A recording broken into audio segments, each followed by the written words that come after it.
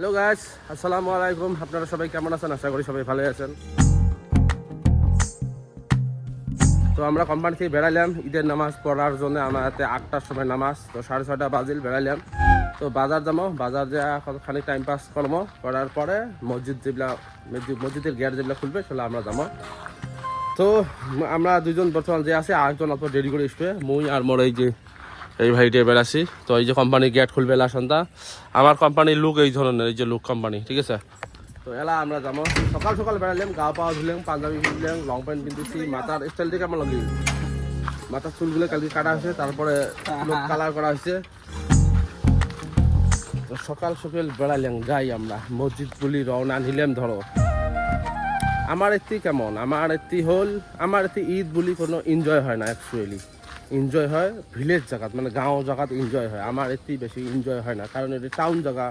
নামাজ পড়বো আমরা মসজিদের ভিতরে, তো ওতে কোনো এক্সট্রা বাজার টাজার থাকে না। গাঁৱত কি ময়দানত নামাজ পড়ে, গাঁৱত ময়দানের মধ্যে মানে ঈদগের বগলতে বাজার টাজার থাকে, অর্থাৎ মস্তি মেলা ধরনের হয়ে থাকে। আর এটি কোনো মস্তি হয় না।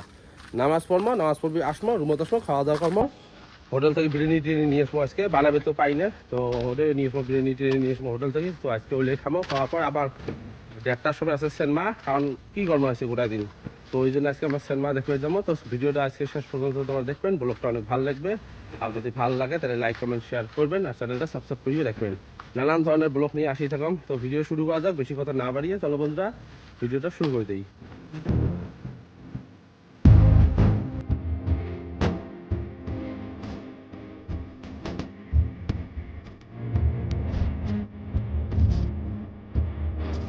তো আমার নামাজ এই মুহূর্তে শেষ হয়ে গেল। 8:30 আরম্ভ হয়েছে, 8টার যেটা ফার্স্টতে করছিলাম ওটা নয়, মানে আমরা জানি না, একটা আইডিয়াতে আমি কথাটা করছিলাম 8টার সময়, কিন্তু 9:30 স্টার্ট হয়েছিল নামাজ।